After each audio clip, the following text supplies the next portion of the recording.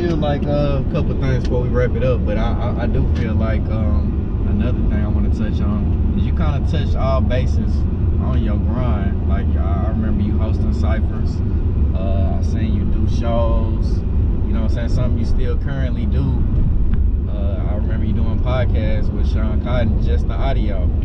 I remember you doing something exactly like what I'm doing now, like a year ago. You know what I'm saying? So like, what do you feel like was your biggest break or your biggest contribution? Like what do you think has the biggest impact out of all the things you did? And I know, oh yeah, you got a movie on the way too, by the way. Yeah, well, I couldn't call it.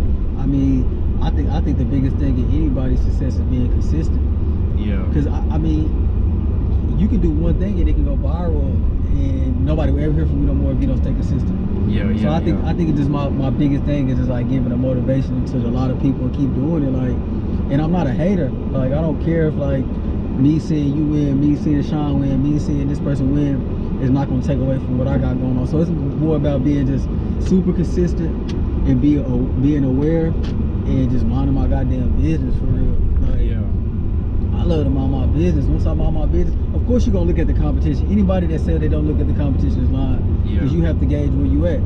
You know what I'm saying? Is there anybody even in your lane right now though? Like, I mean, it's a lot of people, man. I feel like especially in the DF Dub, it wasn't a lot of people calling themselves any type of A&R.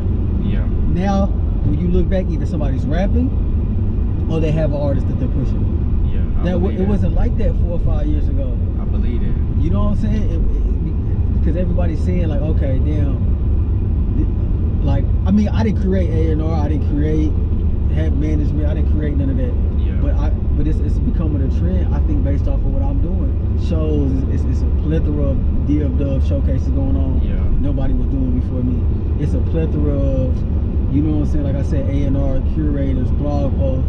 You know what I'm saying? All that due to like me and Shawn, I'm gonna say Shawn too as well. Like was a big part of my career and like what I've got going on. But yeah, like it just being consistent. Is there any other like people that you think that kind of showed you the way or even gave you like some motivation along the way besides like Shawn Cotton? Or some game. Other than Shawn Cotton, it's just a whole bunch of interviews, like niggas in the game. Like not nobody like that I can in the streets. My nigga James.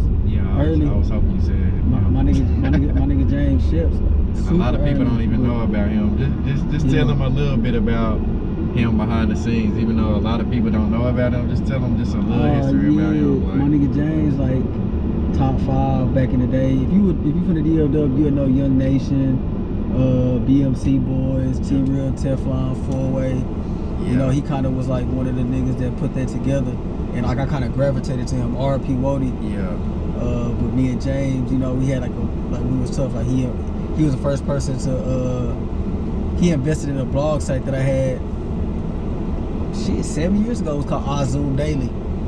Like I was on that blog stuff. Yeah, he invested into my website and everything, but it just didn't fall through because we didn't have no team. But other than those two guys, like, you know, my mom and stuff like, I mean, but she didn't inspire me or nothing. Yeah, like, in this game. She was just more support, but she didn't inspire me into like me wanting to be what I am. I just fell into it. And Shawn played the biggest part, you know what I'm saying? So, how much did that internet, like early with you and Shawn, play a part to like what you doing now? Because I always been popping and it was just so easy for like, I mean, I just feel like people was always watching my next move. Yeah. And for a long time, my network was just females. Like, oh damn, that's a nigga getting all the females. And it kind of like, over years, it just switched to like music. Like, I was always a part of music. I used to background dance. Like, I'm on some Tupac shit. Like, you know what I'm saying? Like, I used to do it. I used to just do whatever I could to be around music and learn and shows and whatever. So like I played like when I say 3-4 years, that's me being behind the scenes. Yeah. Before that, me and you rap together. You know what I'm saying? So there was a lot of levels to it. So I started off being a roadie damn near, and then like fuck it, I'm gonna be a rapper because I was so popular. And then I was like, fuck it, it's not for me. So how did you even decide that? Because a lot of people will be stubborn and be like, especially in this era, if you hot, you gonna rap. Because it's just a foregone conclusion. It's like I didn't love it. It was like when niggas would be like $50 for studio time. I'm like, I'm not spending my last $50 on. I was there. Yeah. You know what I'm saying? I'm not spending my last $50 on studio time, but I'll spend my last $50 for Apple Music. Because you know what I'm saying? There's been times where it was like I had to pay for an Apple Music subscription over buying McDonald's, bro. That's how much I knew I loved just listening to the music and critiquing the music and doing that. Yeah. You know what I'm saying? So nah, it just was like I didn't love it, and I don't want to be one of them niggas that's crowding up the game when I can create another outlet for people to succeed.